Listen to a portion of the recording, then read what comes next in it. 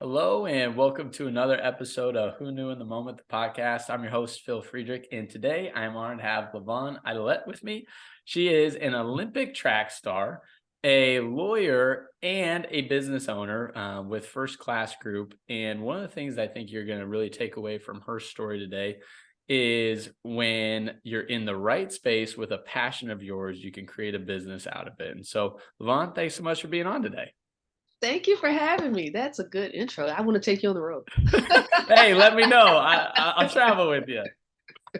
So to kick off your story, your dad was in development and your mom ran a salon. So you got to see a little bit of like an entrepreneurial and a real estate side. So maybe talk Mhm. a little bit about, growing up and being exposed to those different industries. Yeah, so my entire childhood, I was either in a salon, so I really know how to do hair really well. I ended up getting an apprentice license, and my very first business was a salon. Hated the business. I had no idea what hated because I grew up in one. But the one thing that you have to have in the salon business is trust, and like Mm, because it's a lot of cash moving hands, and yeah, it got silly and I had to sell that business. But anyways, also growing up, I spent the summers with my father who lives in Florida, and he was a PUD developer back then, which means plan unit development. Most people know them now as like HOAs. mm, Back then that didn't really exist. It was just like a bunch of houses that look alike and they're in a small area and you built them the same. yeah. And now, so fast forward, during that time in the summer, I would have to like go to his office and send FedEx and faxes, and I absolutely hated it and didn't want any part of it. But what I realized in the future was that I was gaining a lot of like knowledge and skills Mm, just as time was going by. So like when I would have conversations with people who were not in real estate, and they'd be like, "How the heck do you know that?" I'm like, "I don't know. I did this for my dad this one time." And so he really thinks that he is the brain and that I'm Pinky. And so my entire like growing up, he was like, okay, well, you need to go and get this license and you need to go and do these things and you should go to this kind of camp. And so he played basketball in college. So he already knew that I should go to college for sports. I didn't at the like when I was really young, I wanted to play both sports, track and field and tennis. And yeah. then by the time I got to high school, I was way more focused on track and field and basketball.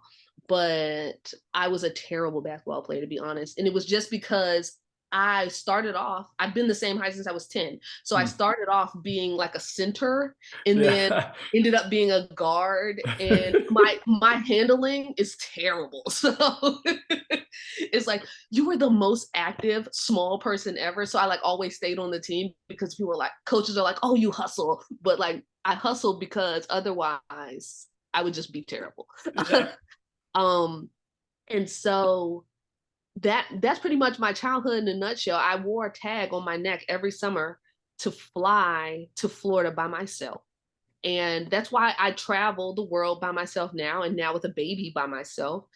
Um, because it was always a part of my life. So like the smallest things have been pivotal Yeah. in the growth of who I am as a person and how I navigate the world. I'm definitely not afraid to go anywhere and meet with anybody.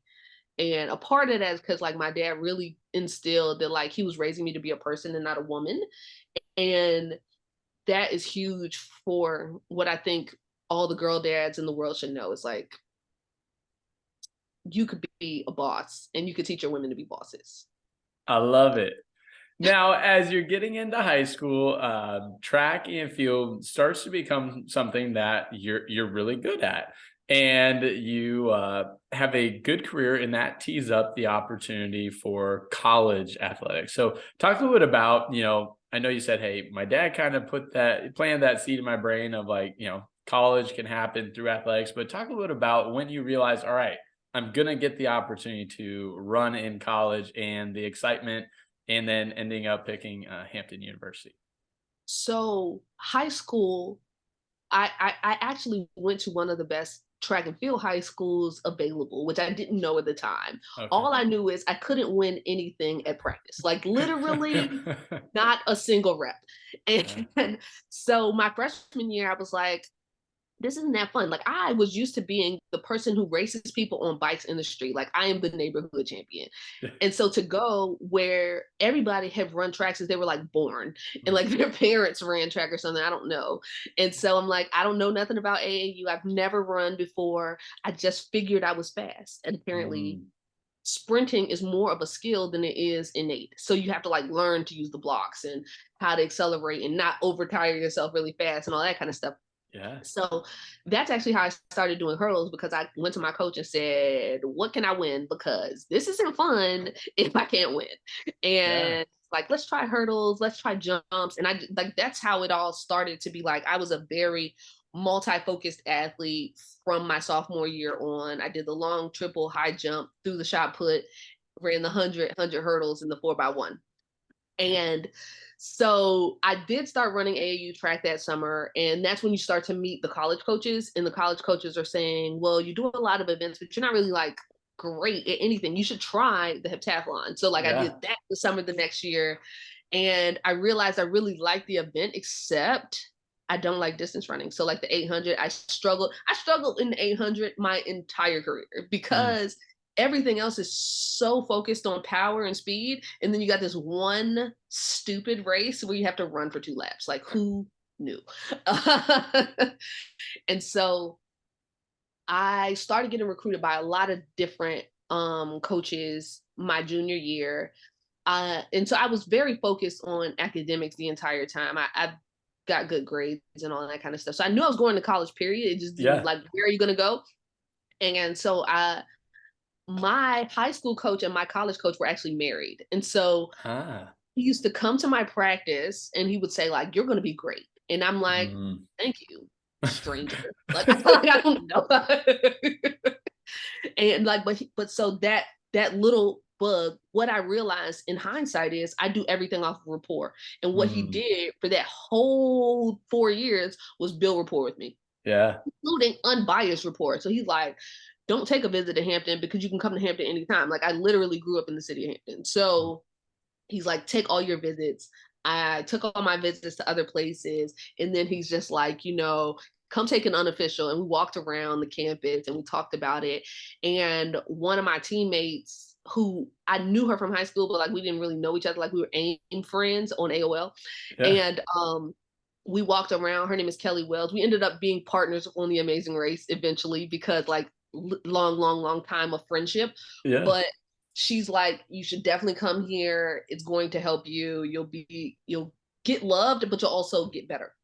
Yeah. So fast forward, after nationals, he signed a girl who got third at nationals, named Chandra Pulliam, who's from North Carolina. And I was just like, oh, y'all getting recruits. Okay. Yeah. Yeah. So um and then I signed, and then my high school rival Yvette Lewis signed, and then we're like, oh, we got a squad now. So that was my coach's first year as the head coach. So we were his kids basically when we got Yeah. there. So it became a really, really great experience, which sort of was led into by lies. Like, let's be clear, college coaches are all liars. Like, this is you oversold the experience 100%. Yep. But me and my teammates are all still friends. 5 of us went to the Olympics together. I did the Amazing Race with Kelly, and I actually lived in her house when she like was going through postpartum. So it's very much like a family that was created there, which I couldn't truly value until I became a professional. And I was Yeah. training with people who went to other schools, and like, I'll be like, "Oh yeah, that girl went to school with you." And you're like, "Okay." Mm. Not gonna speak to them, not nothing. And I'm like, so y'all aren't friends? They're like, no, Yeah. I fought that girl. And like, when I was sophomore, I'm like, that's aggressive. So Well, so one thing I want to highlight that you said, and it goes back to the high school piece, but oftentimes we're told surround yourself with people that are smarter than you or better Mhm, than you in certain aspects. So that way, it can raise you up. But it's also difficult because if you're not confident in yourself, you can start having thoughts and feelings of inadequacy, right? And so you mhm, mentioned, man, my whole life I've been the fast person, but then I go to this high school that has like really good, notoriety for being great at track. And all of a sudden, I wasn't maybe the fastest kid anymore. I wasn't mhm, the best anymore. And talk a little bit about that, surrounding yourself with good people, that are great at things so you can raise your level of what you're capable of. Yeah. So what I realized very, very young is iron sharpens iron, Mm, and dull blades hang around dull blades. So like yeah. I started off at another school my freshman year. The first semester, I was a band person who was about to run track and all of that. And that team, when I went to practice with them like 3 or 4 times, and I was by far the best person on the team. And then it made me say like, okay, I like this. Like I like being the best person, Yeah. but I wasn't growing. And I Mm, watched it happen because there was another girl who I knew from middle school who was like, field day fast. She didn't progress at all throughout high school because, when you are the best of the best, either you spend a lot of time like introspectively, like pulling yourself, or you'll yeah. just like become stagnant and happy with your like, I am the big fish in a small pond thing. Yeah. And then you go to like this place where you used to being the big fish in a small pond. Now you go up level, and every single person on my track and field team, and that like credit to my coach, everybody went to college on a scholarship. Like every single person on my team. If you went to Yeah. state, you went to college. Like that was Yeah. not an option. And so you then have your mind fixated like, okay, I can be good. I'm surrounded by these good people. And when you have a lot of confidence, not only is what iron sharpening iron really means is if I'm messing up, my teammate will be like, you need to do this. You need to change this. You need to do these things. And because they have confidence in themselves, they're not gonna like, I know she needs to fix this, but I ain't gonna say nothing because I Yeah. hope she sucks. Yeah. Which is another part of like track and field is very much an individual sport in a team atmosphere. You And bet. so these people are also your competitors Yeah. while being your teammates. So it gives a very weird dynamic that you can only truly appreciate when you become like an adult and you're like in work environments where like y'all are all competing to like be better at your job, but then you're also working together because you've got to get things done. And if you be a crab and be like, I'm not going to help them because it'll make them shine, you'll realize that it also diminishes you. So you're Mm, like, okay, you have to help others. And so I definitely from high school knew I wanted to be surrounded by people who were great. And I always sort of like in everything gravitate towards people who are doing great things. But I mm, also I'm pretty conscious of the fact that like I explain things well and I can be a helper and like you get better by helping others. So like yeah. I'm the person who like networks up and down. So like I Yeah. always when I was in law school, my study group had every person who failed an exam. And everybody's like, who the hell wants to study with the people who fail? And I'm like, me, because I do better when I explain things than Yeah. just studying with somebody who already gets it because we'll just go through a lot of material, but we won't be like mastering the material. And Yeah. so I take the people who fail, help them pass, and then I get A's. I love it. So speaking of law school, there was a business law class that you took in undergrad with Dr. Whitaker that really Mhm. prompted you to start thinking about that. So talk a little bit about how that came to be. Man, so that's definitely a turning point because before that, I was appeasing my father. Mm. When I went to college, I wanted to be a dermatologist. I wanted to be a dermatologist. I was 5 years old. Mind you, my mind of what a dermatologist does is make people beautiful.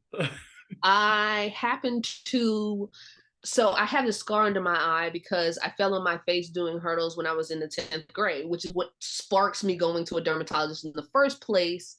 And I was getting like microdermabrasion to take it away because I had all gravel across Mm. the side and it only left this little piece. But so one of the things that I realized was so I shadowed her after my first year of college because I'm all about being a biology pre-med major. One of the reasons why I chose Hampton was because they didn't try to talk me out of it. And I get to this shadowing and they're talking about hemorrhoids and whatnot. And I'm like, wait a minute. I do not want to touch anybody's butt skin. This is crazy. And so that sort of made me want to change my major, but I still wanted to be a doctor, but partially because people instill in your mind, especially when you're young and really good at science and math, that you should be a doctor. Like they don't give Yeah. you like very many other options. It's sort of like good at math, be a doctor. And so I'm like, I'm going to be a doctor. And then I get to college and my dad is like, you do not want to be a doctor. Being a doctor is dumb. And I'm still like, no, I'm going to be a doctor. So he's like, change your major to business because everything's a business. Even if you become a doctor, you'll be a better doctor because of it. Like you'll be able to own practices and whatnot. So I'm like, fine, brain. I'll do whatever you say. So I changed my major actually 7 times in college because I was really fighting it. Like I was like, okay, I'm going to try. So I'll go from biology to chemistry to math. Then I jump over where all the athletes are in sports management, hated it. Then I jumped into the school of business, accounting, hated it, ended up in finance. And so in the finance department, you have to take a bunch of classes, one of which is business law. And the teacher has an MBA JD, which he tells us when we get there, also a PhD, very like, God, how many degrees you really want? But he teaches the class Socratic method, which is the way that law school is taught, which is basically argumentative. They don't really give you answers. You sort of have to look for the best answer, and it's based on cases. And so I thought it was fun. He's like, you should definitely go to law school because you're the only person who didn't need a curb. And I'm like, I don't want to be a lawyer. And like, that was kind of the end of the conversation. And I had another teacher tell me that I should get an MBA that was a management teacher of mine. And so I'm like, and I throw that in the trash can for the moment. And then when I was getting ready to graduate, I said, well, I know I want to go to graduate school. I don't really know what I want to study, but I think I want an MBA because all of the people who are like Fortune 100 CEOs, they've got MBAs. So like, all right, I'm going to go do that. And then I was like, they got an MBA JD program. Let me look into it. Dr. Whitaker did say that. So then I go and take the LSAT. I do decent. So I had this thing, like I'm a pretty good test taker in general, but I'm also like, don't take my kind of advice. I didn't study. I study like premises. I don't study like actual materials. So if you're not a good test taker, that's not a good idea, okay? So don't take that as advice, people who want to go to law school and take things seriously. So I got a pretty good score, and I ended up going to law school and I loved it. And the reason that I loved it and the reason why people who are good at math should go to law school is because the law is word math. And nobody looks at it like that, which is why 98% of the people who, when we get to law school on the first day, people stand up and they say what their undergrad major is and why they wanted to go to law school. And every single person said they wanted to go to law school because they don't like math. And this is why they struggled through law school, because it's math in work. Right. I love it. So you end up going to law school down in Florida. And while you're down there, you start doing some coaching at St. Thomas. And that is just a good opportunity for you and some good connections for you that reflecting on later in life end up being good connections. Yeah. So that's a little predated. So when I first got to South Florida, I was in graduate school. And I was coaching at St. Thomas. That's 2007, 2008.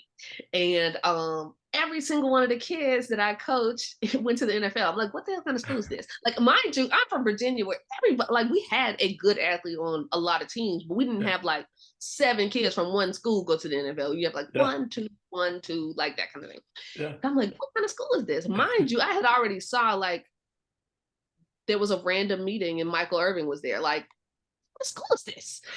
But that's the South Florida energy is very elite and bring all the great athletes together. They were like in pockets at different schools, and it really opened up the conversation of doing things with NFL athletes.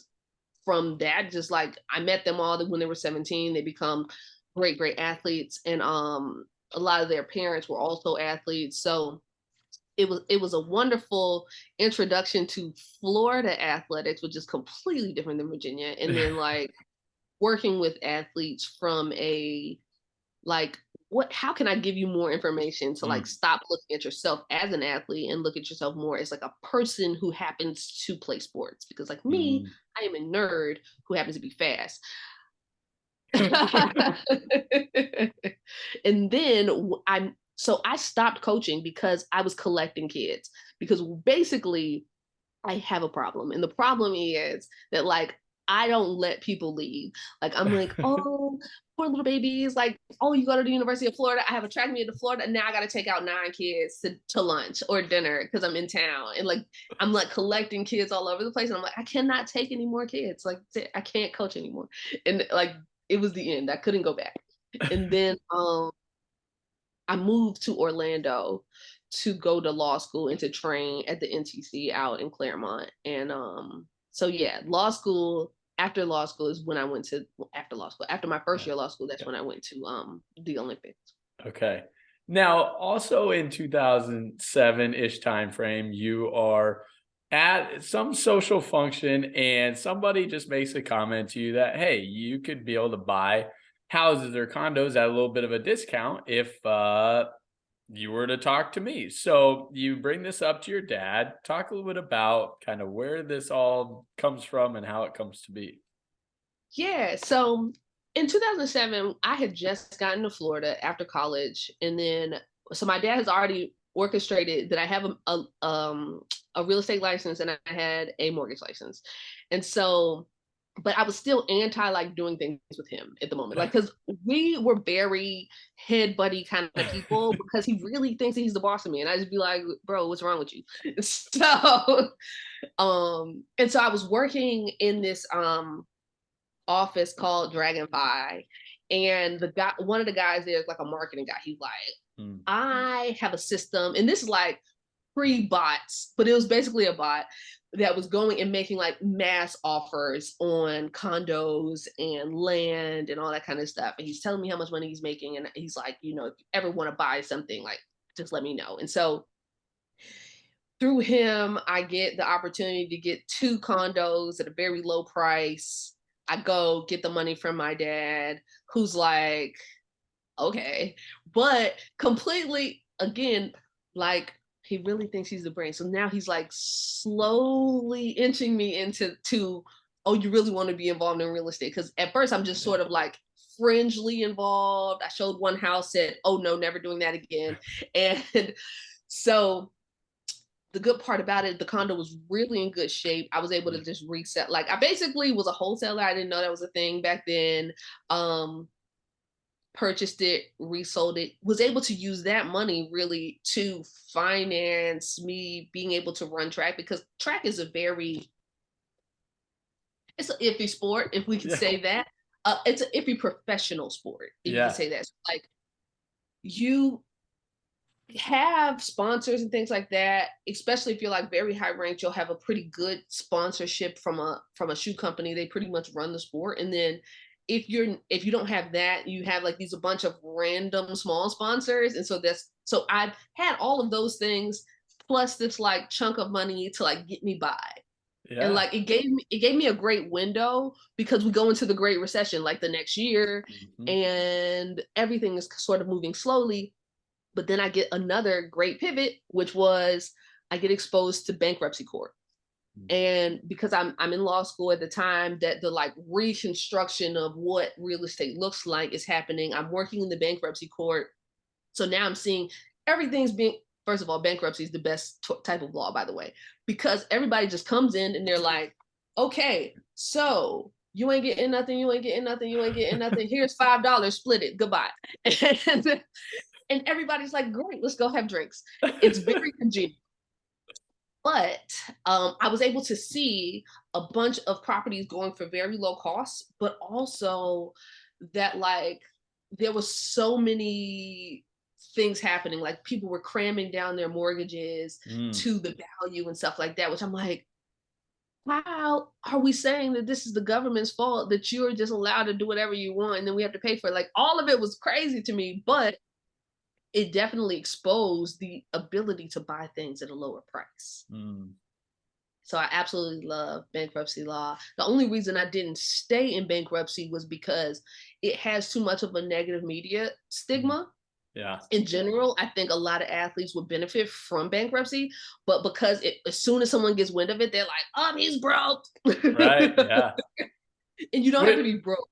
I would to say, which probably oftentimes is not the case, right? Yeah, it's just it makes the most business sense, but yes. oh, well, good. So now, like you mentioned, you move and you're training for the Olympics, which, Mhm. I'm not even close to an Olympic athlete. So the thing I want to hear about there is just talk about like the dedication and commitment to having that as like the top goal. Yeah, so I moved to another group, and that's a huge pivot, which is the difference between. So I had to have all of these little pivots happen before I got Yeah. there, though.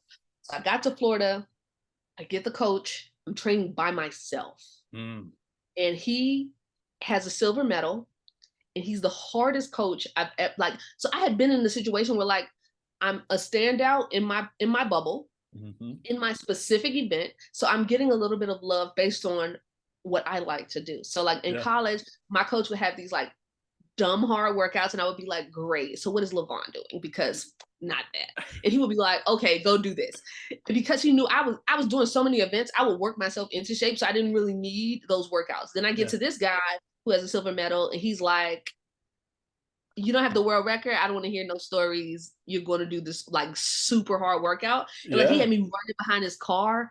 Like it was so funny. I had to run for a lot of them, like running behind his car because he's like, you're too fat to be on the track. And I like had to lose 20 pounds before he would let me get on the track. And then when we would do the track workouts, like I would fall out and he would be like, do you got sickle cell? Like, what's wrong with you? And I'm like, I don't think you can even say that.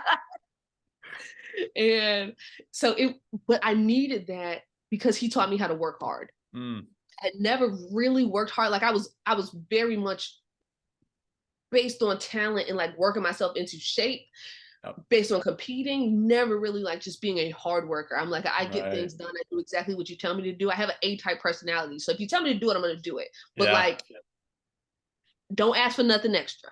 Yep. I Right. you say 28, I'm leaning in, it's 28.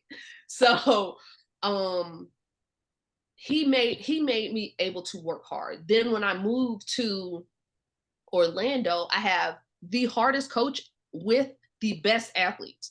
Mm, So I go from being trained by myself, which was a great mind shift, to I'm with five of the best hurdlers in the world and a coach who cusses and throws the hurdles off the track if you mess up. Like, yeah. I'm just like, I had to have that middle piece or I would have just quit. Like, who you Hmm. talking to? Like that, I needed something in the middle of that to like make that work.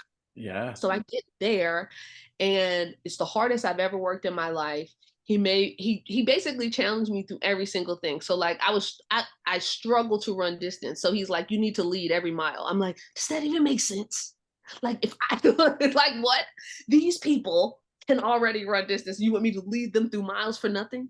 All right. Yeah. But it helped.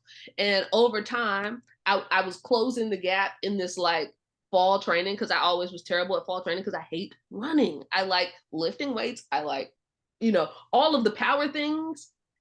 I'm a standout. That running stuff, I'm in the back, I'm struggling. I'm like, so I was able to work my way through that mentally, which was Yeah. great for my confidence. And then we go in, and then now I can really compete when we do real workouts. And so 6 hours of training a day, 6 days a week.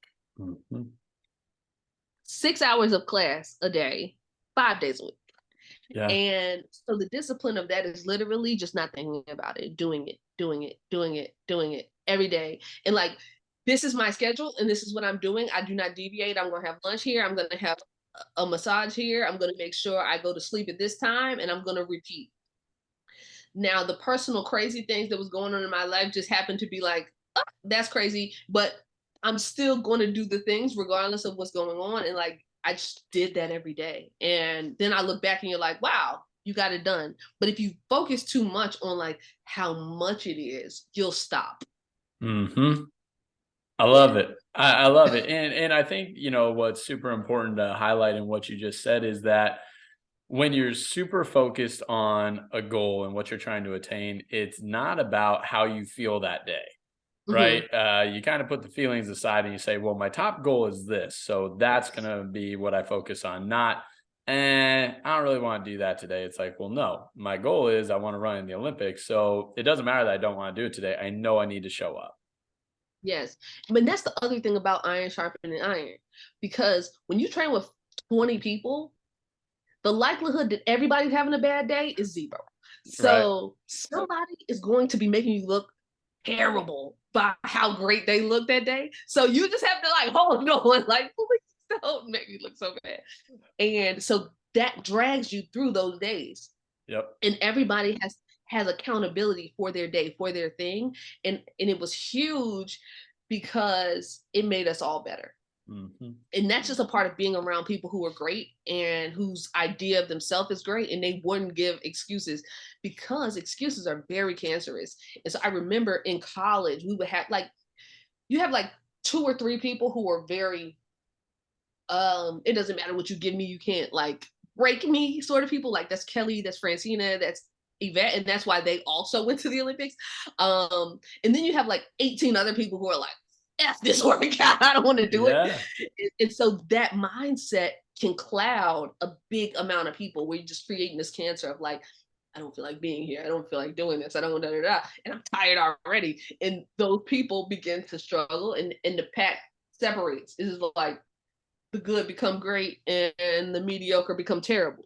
Mhm. No, Mhm. that's good. Now, as this continues on, eventually, friends and people say, LaVonne, you should come listen to this business proposal that someone's pitching me, and I want to hear what your perspective is on it. Because once again, you're business minded. You had done some things in real estate, and you had obviously had the law degree. So, talk a little bit about showing up to these meetings. They're not overly well pitched, and your feedback to these folks. All right. So I basically I created a business around being a buffer, which I think was hilarious. And a big piece of that is just like the one thing that a lot of athletes have is like survivor remorse. And so they don't, Mm, number one, they don't like to tell people no, but they also don't like to show when they don't know things. And yeah. so they would just say yes to things just because they're like, that sounded so complicated that it has to be like a thing. And then Yeah. I would go to the meeting like, that don't make sense. That don't add up. What? And so when they started inviting me to these like venture pitches or real estate pitches or whatever, and I'm like asking questions, poking holes, and then like saying, okay, I'm not telling you to invest or not invest, but here is objective advice. These are the pros, these are the cons, this is what's going to happen, this type of risk you're going to take on, this is how much money you'll make, and this is how much money is at risk. Yep. Do what you want, you're grown. And so that basically became like how people knew me. Like I'd be at these like meetings with a bunch of NBA players and NFL players, and they're like, oh, you. And so then people would start trying to like get close to me, thinking that like rapport would help it. I'm like, I can like you as much as a cousin and still not invest with you. Like you have to realize that like aptitude is still important, even if you have the no like trust factor. Yeah. Because at the end of the day, it's not my money at risk. It's other people's money at risk. And for me, that matters a lot. And so that that's sort of how it started. And then it sort of progressed into like, how do you use your social status to get into better deals? Because the truth is that the people who pitch athletes are typically just not prepared to raise money. Mm, Um, because anybody who's prepared to raise money understands that you'll get it faster if you go to people who have a process. The process to say no, a process to say yes. If you just go to random people with no process, you'll end up with like a whole bunch of, let me read it a little more. Let me think about it. Okay. And then you like months will pass and you don't have like a definitive answer, versus you go, what the people's buy box is. If it fits the buy box, they're going to say yes. If it doesn't, they'll say no, or ask more questions, or ask for a side letter or something like that. And so when I help them realize like, okay, you're being targeted, and not by scammers per se, but by people who may not have, they don't know enough to know that this is wrong, which is more scary. So a big part of everything in business, real estate, all that is assumptions. And what your assumptions are can make a very beautiful presentation yet be wrong or false or like just based on nothing. Like, you can assume the rent is going to continue to go up every year by 3%. Is it going to? Probably not, considering Yeah. that it went up by 50% last year. Mm. So, looking at things from that perspective has helped a lot of them save money. Yeah. So the unfortunate part about it is a lot of people would say that a good part of my career has been like a Debbie Downer. So they create FOMO and then they start investing behind my back, which is like hilarious to me. I'm like, bro, it's your money, you're grown. You can do whatever you want. You don't have to like, but what ends up happening is they'll do it and then they'll say, so what do you think about this after? And then I'm like, oh, well, this doesn't make sense. This doesn't make sense. And this person has a very bad BBB scored. Mhm. So let's be a little bit worried. And they're like, well, how can I get my money back? And then now I have to go into fight mode. Right. And so I'm like, you don't have to look at me as like the enemy of all things. I'm just telling you that like this is how you assess deals. This is how you Right. assess people. Deals are fine. People make it go. If the Mm. people can't make it go, it doesn't matter how good the deal is. And so you have to assess both. And then like let's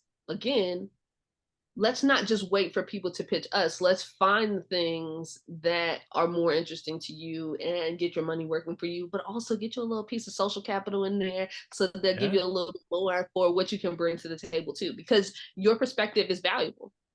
Absolutely. And in today's world, having people like the Shaqs, the LeBron Jameses who talk about, hey, I'm making good money doing what I do, but I've made strategic investments in, different things also, is starting to turn the narrative where I think it was ESPN did a 30 for 30 called Broke, right? And, you Mhm. see all of these crazy statistics of the number of athletes that 3 years after they're done playing have not a dollar to their name. And yeah, it highlights different investments they made where they go, yeah, my cousin told me I should do this and I did it and it didn't work.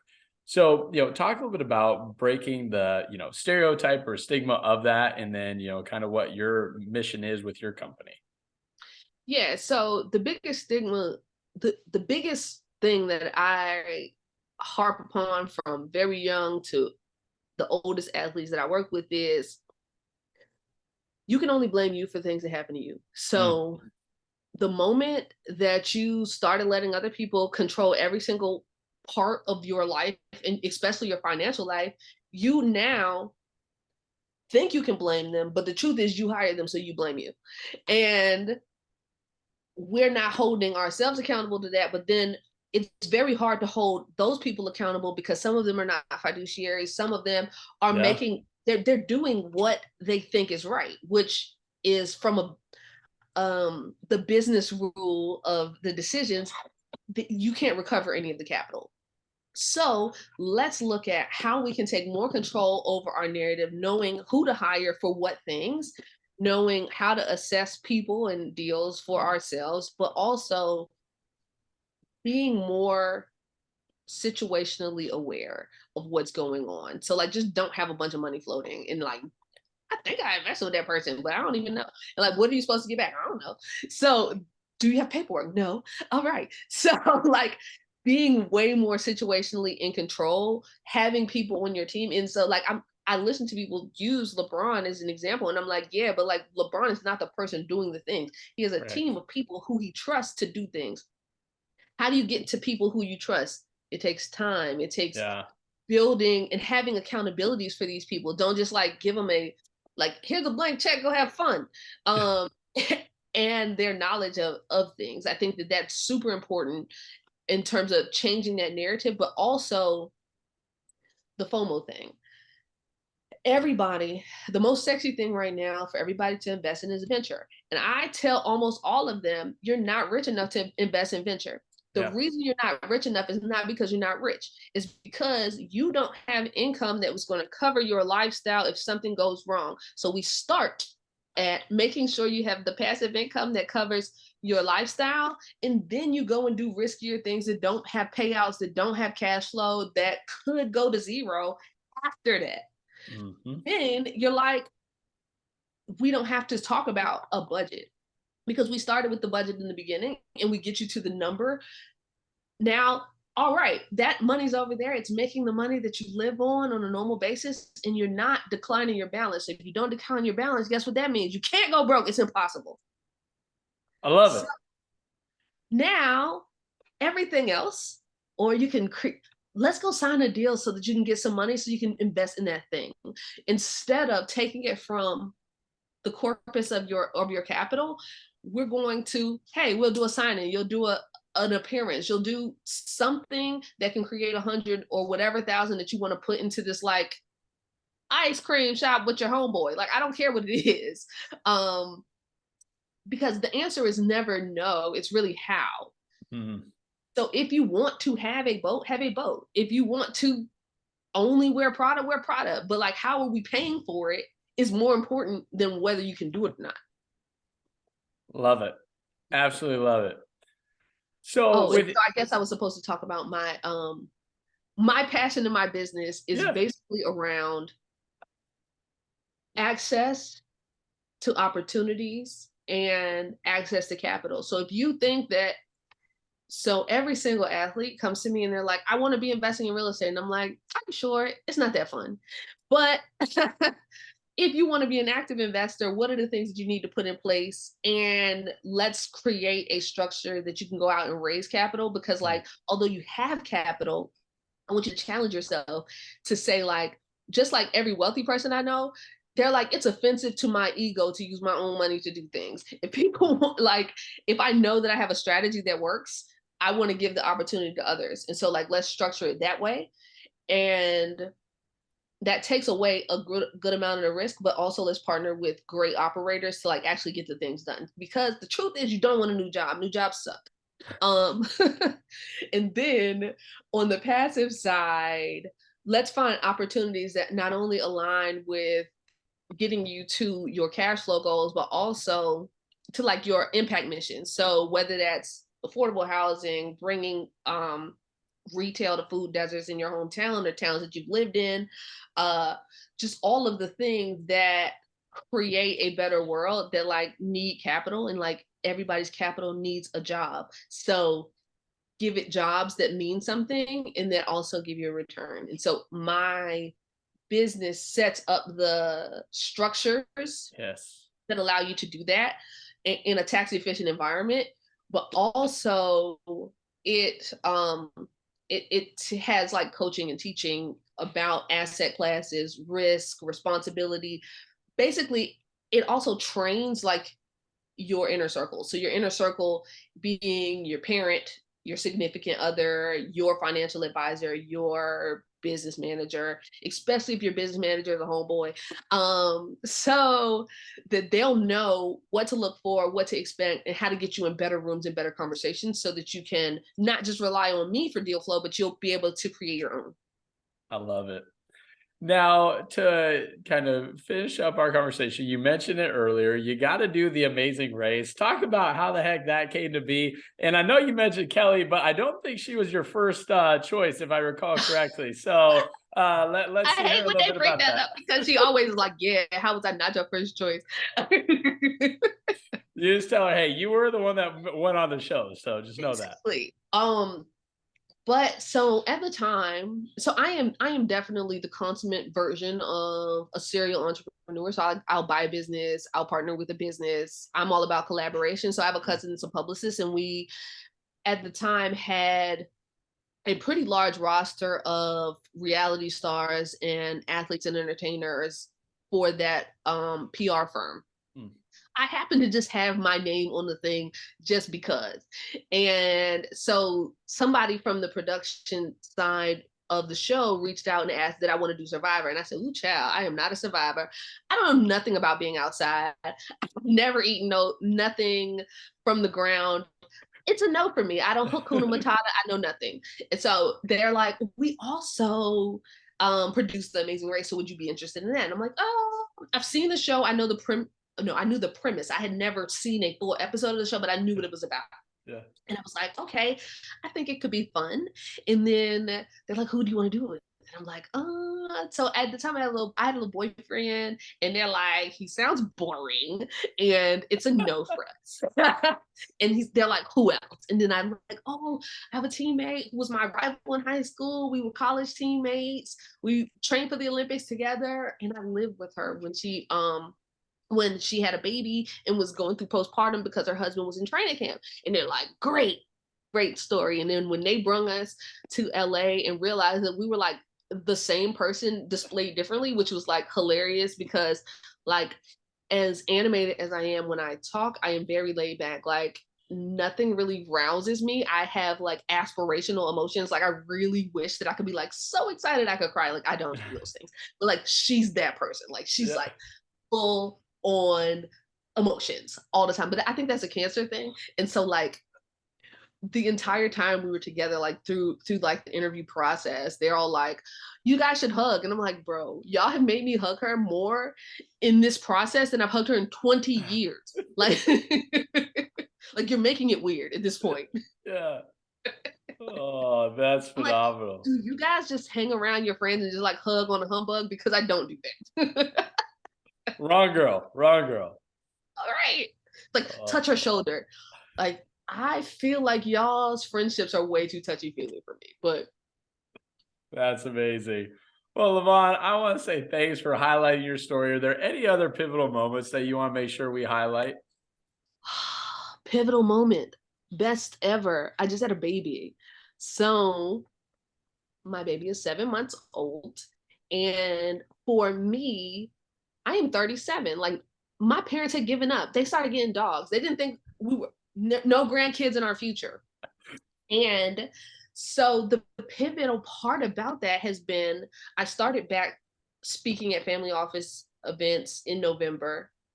And so I go to them and I'm mainly just talking about inclusivity, not having to be super rich to have dollars on the cap table. So I do run a fund of funds that takes tranches of these like big funds that have a minimum of like 5 million, and I break it down so that people can just be included Mm, in things that give great returns. Because why do you need to be 100 millionaire to be able to make 23%? Like why is that a thing? yeah. So I go around and I speak about that. But so I went on my first one. The baby was 3 months, and I left her. That was my first time leaving her for 3 days. It felt like a full-time job because I had to like pump 300 ounces of milk. And I'm just like, oh my God, I'm never doing this again. Cow life. Hated it. So it's easier for me to take the baby with me. And so since then, I've spoken at 5 more family office conferences. One was in Madrid 2 weeks ago. So I flew from Madrid to LA to another family office conference, and I got the baby with me the whole time. Like she has no idea what time of day it is. She's like running around in like just completely in a whirlwind. But she's the highlight of my time there because everybody's like, oh my God, you've got a baby and you're traveling by yourself. It's so amazing.